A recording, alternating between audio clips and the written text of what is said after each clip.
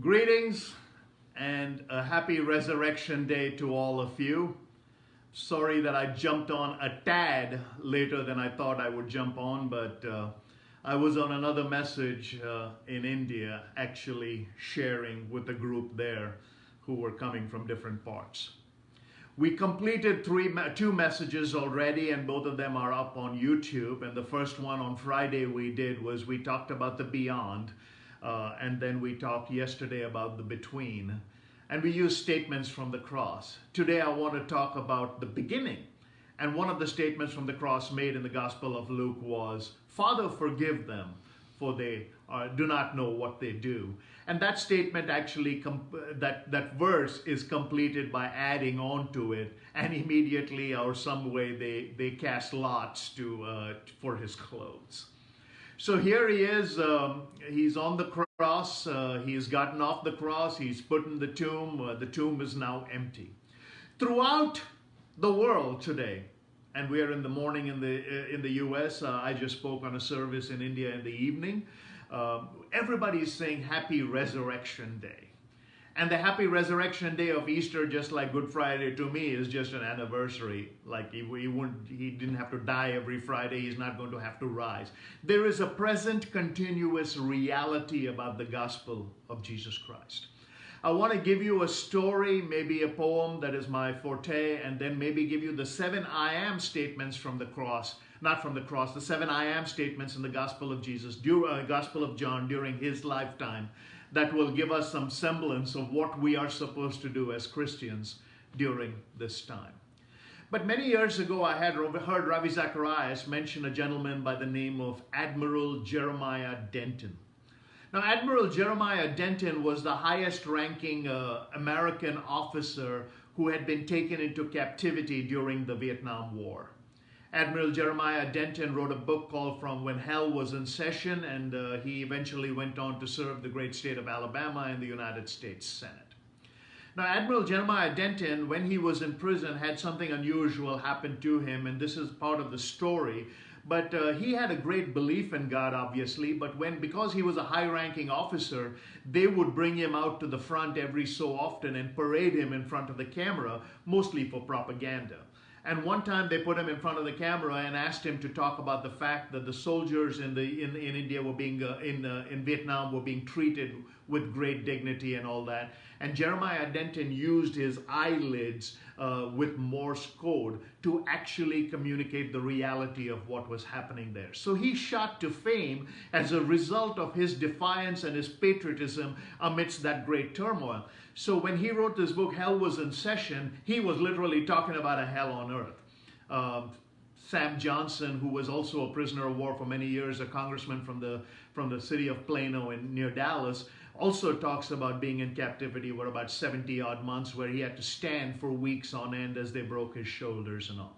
So hell was literally in session there. So amidst that one Easter, Admiral Jeremiah Denton wrote a poem called La Pieta. And La Pieta basically goes like this. He says, "The soldiers stare, then turn away. Young John finds nothing he can say.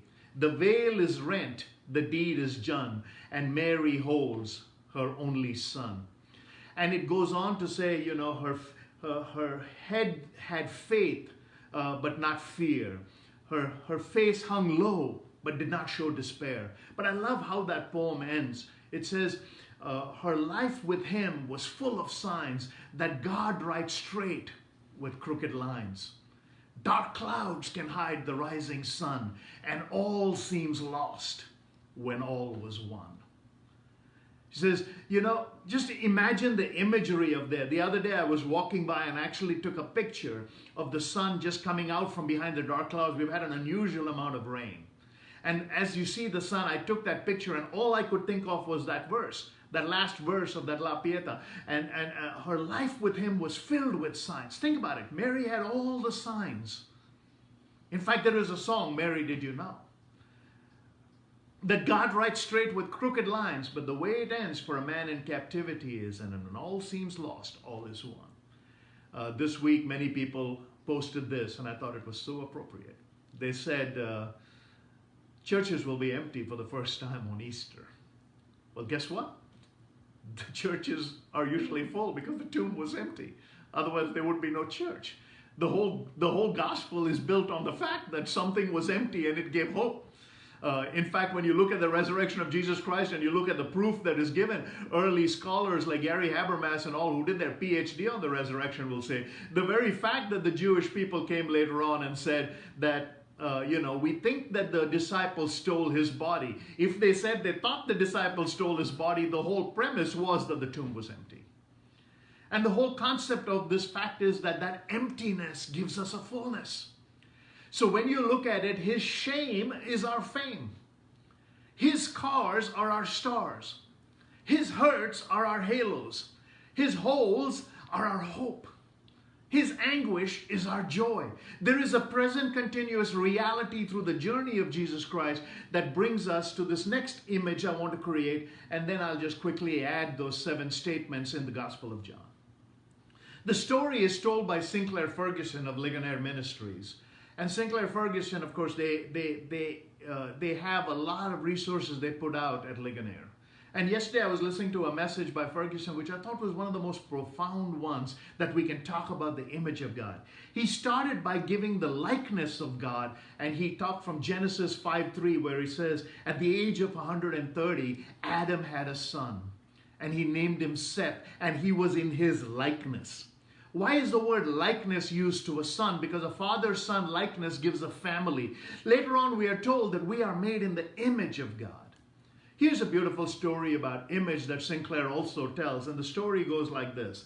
It says there was a very rich man, and the rich man decided that one day he would try to get an artist of repute and commission the artist to draw a portrait of his son, or to paint a portrait of his son. And the artist did a magnificent job because it was an exact likeness of the son. And suddenly, or sometime later, the rich man's house was robbed, and many things were stolen, including that portrait. And the story goes on that when the police came, they said, we will look far, we'll look wide, we'll try to find it. And a couple of days later, or a couple of weeks later, they found all the loot that was stolen. The first question that the rich man asked to the police was, did you find the portrait? Interesting, huh? A father commissions a portrait of his son. The portrait is stolen, along with many valuable goods. And the only thing the father wants back to make sure it's found again is the portrait of the son. Now come to what we are talking about in Jesus and the agony of this week that culminates in this glory. The day we celebrate as his resurrection. Quite fascinating, huh? God did not have to send a replica to earth. It was not a counterfeit. God sent the original, his son. And in Isaiah 52, it says, after the prophecy was, he will be marred beyond human recognition. It goes on to say that by his stripes we are healed. But before we get to by his stripes we are healed, it says he was marred beyond human recognition. So the figure that earth decided to give back to the Father was marred beyond recognition. This was the scourging. This was the beating. For any of you who've seen the Passion of the Christ, and they always said, why did it have to be shown in so much gore? And people said, that's really what happened. Authorities say that the kind of beating he took, no man would have to take. And yet, he bore it for our iniquities. So that's why resurrection is more powerful, because what we gave back to God was a marred beyond recognition image of his son, even though he sent us an original that was so beautiful. And 3 days later, it is restored. So in Christ, we are restored. Every aspect changes because of the resurrection. Every other worldview fails in comparison because the tombs of everybody else that is worshipped are occupied. But no, God goes on to say the things this man said. For example, when he says, I am the bread of life. There are many festivals around the world that take place that honor different gods, where bread is used as a feast, some kind of offering. There are many rituals around the world where bread is the centerpiece. There are many parts of the broader Middle East, there are many parts of Europe where bread is the centerpiece. And here is someone who stands and says in present continuous reality, I, and he declares in John 6:35, Jesus declared, I am the bread of life. Anybody who comes to me will not go hungry. Anybody who believes in me will not be thirsty. Then he says, I am the good shepherd. The good shepherd, the good shepherd lays down, I think it's John 14:11, I think. He says, I am the good shepherd. The good shepherd lays down his life for the sheep. But before that there is, I am the door. The shepherd guards the door because to keep the sheep away from all of the other animals. But he is now saying, I am the door. He's not a figurative, he's not a literal door, he's a figurative door. I am the gateway. A present continuous reality, always a gateway to something good, to something glorious. But see, this goes on to, he said, I am the resurrection and the life. One of the songs we sing is, O death, where is thy sting?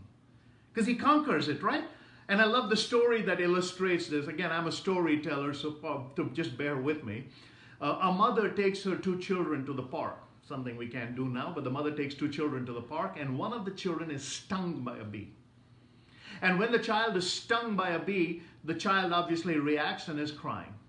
And the other child, who is younger, is getting a little anxious and running around because the bee is still buzzing. The mother has to tend to one child who is stung while trying to pacify the other child who is petrified. And so the mother points to the wound of the first child and says, look at that stinger. Because the bee has stung your brother, the bee can no longer sting. And that's how I look at it. Because he conquered death, death can no longer sting us. Now that doesn't mean we won't physically die, and we shouldn't be. People are going to be afraid of dying for many different reasons. Who will take care of their family? Who will cover all of their debts? Who will fulfill all of their obligations? But those are all earthly things. When he says, I am the good shepherd lays down his life for the sheep, I'm happy. When he says, I am the resurrection and the life, I know that there is always going to be life through him. Then he says, I am the true vine. I am the true vine.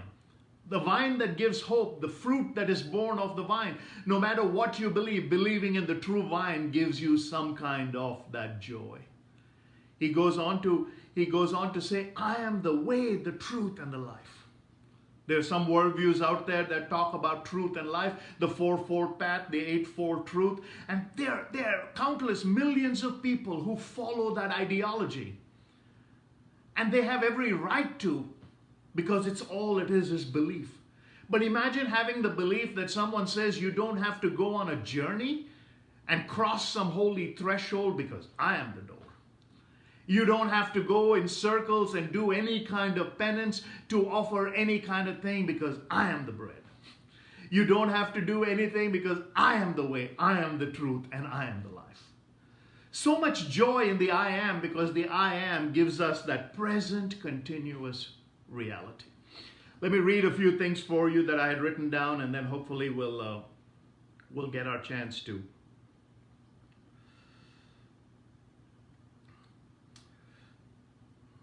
Sorry about that. I just want to lose my place. Yeah. Okay. And then when he says that I am the way, the truth, and the life, no man comes to.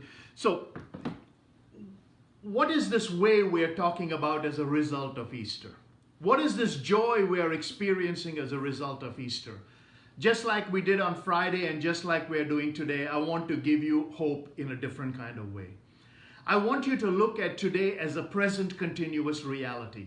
Not as a day we just dress up, and of course I wore my purple because I would have worn it to church today and that would have been the glory day. But I want us to live out in some kind of semblance of reality. We don't know when the situation we are in will end, but it will. At that time, we want to know that the large numbers of people in Italy who are on the roads now praying because all hope is lost and the only hope is in Jesus Christ. I'm getting messages from countries where the worldview is pretty different than the one we ascribe to, where people are saying, hey, you know what? I'm getting Easter messages from people who believe not in this Christ, but believe also in this Christ. But when he says, I am the way, the truth, and the life, how do I take that Easter message with all heart and not just take an Easter greeting from someone who doesn't believe and leave it at that?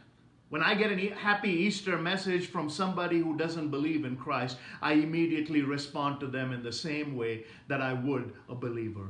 I said, because he lives, we can face tomorrow. This was the song that Gladys Stain said gave her hope when her husband was martyred. Because he lives, I can face tomorrow. He lives today, and we can face all the tomorrows of our life. And that's why of all the I am statements, the one that is the most powerful for us at this time, Easter onwards, is I am the way, the truth, and the life. No man comes to the Father except through me. And Jesus is unique in that because he is not giving you another way. He is saying, I am the way. So as a present continuous reality, while we celebrate the anthems, and maybe this is the first Easter we have not been around community. This is the first Easter some of us have not dressed up because we just have to watch what's going on digitally. This is the first Easter where we will not go to an Easter brunch after service because we can't. This is probably the first Easter where we cannot look at each other's nice hats and say, hey, cool hat. This is probably the first Easter where it will be another day because every day has been in lockdown. But maybe this is the first time we look at that statement and say to ourselves, what is the God of heaven who went through that unbelievable shame, whose image we marred so completely that it was beyond human recognition, that he could have gone back into glory, but choose to stay, to come back and be a witness for a period of time, completely complete. We broke him physically, but he comes back completely physically. And that is the joy. The only joy that we have is this complete joy. And completion is so powerful in this. And that's one of the reasons why that statement, I am the way, the truth, and the life. What is the truth here? The truth is that there is only one God. There is only one God the Father. There is only one God the Son. There is only one God the Spirit. They're three beings in one essence. And yet, separated so that you and I, when he says I am, there is a powerful present continuous in it. So this week, as you meditate, this month, this year, as you meditate, as we come out of wherever we are, and we will, I urge you to go to your neighbors who do not know him this Easter. Make it a commitment that you will show yourself to somebody today who doubts. Ultimately, maybe that person is Thomas, who doubted, and an entire nation got to hear the gospel of Jesus Christ when he got to the shores of the land of my birth. We do not know who you will awaken during this time because your steadfast belief that Easter is not just a celebration as terms of a holiday, an event, or a ritual. It is a proclamation of something huge that happened all those years ago, that when he said, I am, it has stood the test of time, it will stay during our time, and it will be there for all time. Happy I am. God bless.